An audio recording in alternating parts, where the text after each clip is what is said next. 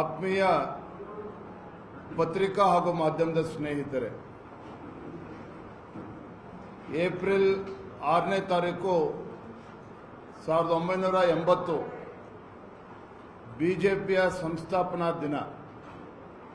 ಇಂದು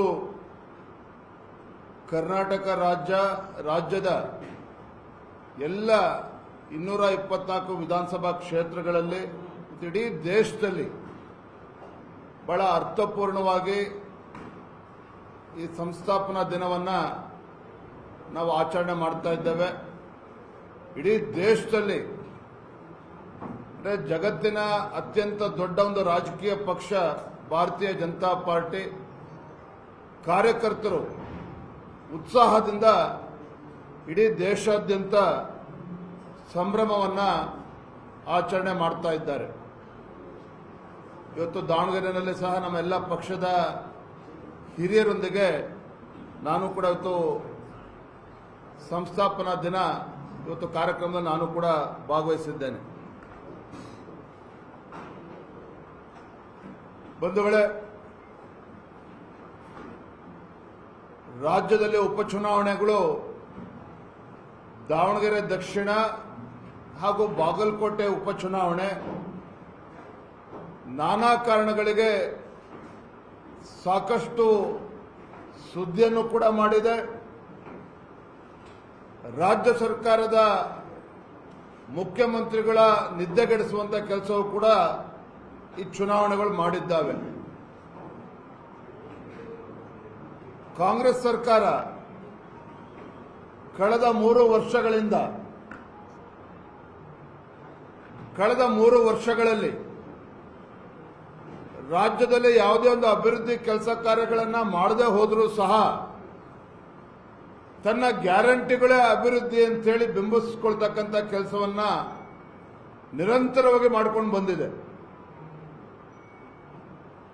ತನ್ನ ವೈಫಲ್ಯಗಳನ್ನು ಮುಚ್ಚಿ ಹಾಕಿಕೊಳ್ತಕ್ಕಂಥ ಸಲುವಾಗಿ ಕಾಂಗ್ರೆಸ್ ಸರ್ಕಾರ ಮಾನ್ಯ ಮುಖ್ಯಮಂತ್ರಿಗಳ ಆದಿಯಾಗಿ ಸಚಿವ ಸಂಪುಟದ ಸದಸ್ಯರುಗಳು ಕೇಂದ್ರ ಸರ್ಕಾರದ ಮೇಲೆ ಆರೋಪಗಳನ್ನು ಮಾಡುವಂತ ಕೆಲಸ ಮಾಡ್ಕೊಂಡು ಬಂದಿದ್ದಾರೆ ವಿನಃ ನಮ್ಮ ರಾಜ್ಯದಲ್ಲಿ ಯಾವುದೇ ಅಭಿವೃದ್ಧಿ ಕೆಲಸ ಕಾರ್ಯಗಳು ಇಲ್ಲಿಯವರೆಗೂ ಮಾಡೋದಕ್ಕೆ ಸಾಧ್ಯ ಆಗಿಲ್ಲ.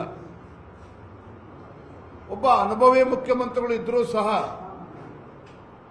ಬಹಳ ಅಪರೂಪದ ಅವಕಾಶ ಅವರಿಗೆ ಸಿಕ್ಕಿತ್ತು. 17 ಬಜೆಟ್ ಅನ್ನ, ಅತಿ ಹೆಚ್ಚು ಬಜೆಟ್ ಅನ್ನ ಮಂಡನೆ ಮಾಡುವಂತಹ ಒಳ್ಳೆ ಅವಕಾಶ ಈ ರಾಜ್ಯದ ಮುಖ್ಯಮಂತ್ರಿಗಳಿಗೆ ದೊರಕಿದ್ರೂ ಸಹ ಅವರ ಅನುಭವ, ಮುಖ್ಯಮಂತ್ರಿಗಳಾಗಿರುವಂತಹ ಸಿದ್ದರಾಮಯ್ಯನವರ ಅನುಭವ ಈ ರಾಜ್ಯದ ಅಭಿವೃದ್ಧಿಗೆ ಬಳಸಿಕೊಳ್ಳೋದಕ್ಕೆ ಸಾಧ್ಯ ಆಗಲಿಲ್ಲ.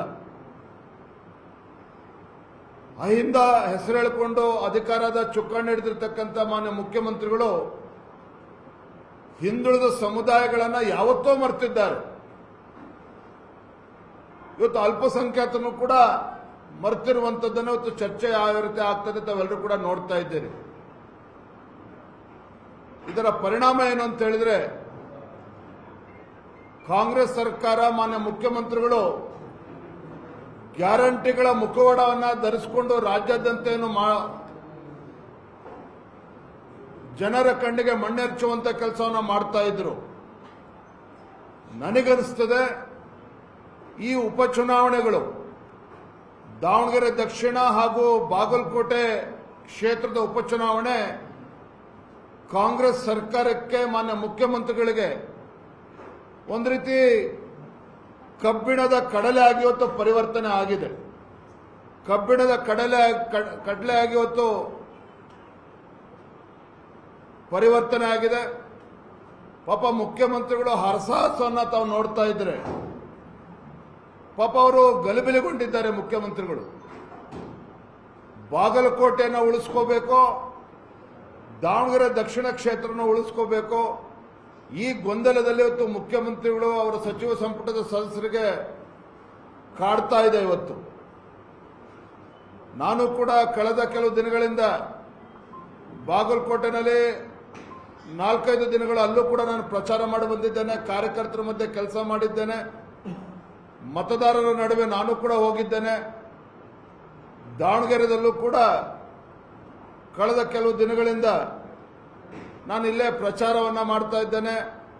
ನಮ್ಮ ಮುಖಂಡರ ಮಧ್ಯೆ, ಕಾರ್ಯಕರ್ತರ ಮಧ್ಯೆ ಕೆಲಸವನ್ನು ಮಾಡ್ತಾ ಇದ್ದೇನೆ. ನನಗನ್ನಿಸ್ತದೆ ಬಹುಶಃ ಭಾರತೀಯ ಜನತಾ ಪಾರ್ಟಿ ನಮ್ಮ ಕಾರ್ಯಕರ್ತರು ಪ್ರತಿ ಬೂತ್ ಮಟ್ಟದಲ್ಲಿ ಯಾವ ರೀತಿ ತಮ್ಮ ಶಕ್ತಿ ಮೀರಿ ಇವತ್ತು ಶ್ರಮವನ್ನು ಹಾಕ್ತಾ ಇದ್ದಾರೆ. ಜಿಲ್ಲೆಯ ನಮ್ಮ ಭಾರತೀಯ ಜನತಾ ಪಾರ್ಟಿ ಎಲ್ಲ ಮುಖಂಡರುಗಳು ಒಟ್ಟಾಗಿ ಒಂದಾಗಿ ನಮ್ಮ ಅಭ್ಯರ್ಥಿ ಆಗಿರುವಂತಹ ಶ್ರೀನಿವಾಸ್ ದಾಸ್ ಕರಿಯಪ್ಪ ಒಬ್ಬ ಸಾಮಾನ್ಯ ವ್ಯಕ್ತಿ, ಅವರ ಪರವಾಗಿ ಎಲ್ಲರೂ ಕೂಡ ಒಗ್ಗಟ್ಟಾಗಿ ನಮ್ಮ ಬಿಜೆಪಿಯ ಕಾರ್ಯಕರ್ತರು ರಣೋತ್ಸಾಹದೊಂದಿಗೆ ಇವತ್ತು ಯಾವ ರೀತಿ ಕೆಲಸವನ್ನು ಮಾಡ್ತಾ ಇದ್ದಾರೆ. ನನಗನ್ನಿಸ್ತದೆ ಇದಕ್ಕಿಂತ ಯಾವುದೋ ಒಂದು ರಾಜಕೀಯ ಪಕ್ಷ ಕಾರ್ಯಕರ್ತರು ಕೆಲಸ ಮಾಡೋದಕ್ಕೆ ಸಾಧ್ಯ ಆಗಲ್ಲ. ನಿರ್ಭೀತ, ನಿಷ್ಪಕ್ಷಪಾತ, ವಿಶ್ವಾಸಾರ್ಹ ಸುದ್ದಿಗಳಿಗೆ ಮತ್ತೊಂದು ಹೆಸರಾಗಿರುವ ನ್ಯೂಸ್ 18 ಕನ್ನಡ ಈಗ ಆಪ್ನಲ್ಲೂ ಲಭ್ಯವಿದೆ. ದಯವಿಟ್ಟು ಇಲ್ಲಿರುವ QR ಕೋಡ್ ಸ್ಕ್ಯಾನ್ ಮಾಡಿಕೊಂಡು ಆಪ್ ಡೌನ್ಲೋಡ್ ಮಾಡೋದಕ್ಕೆ ಮರಿಬೇಡಿ.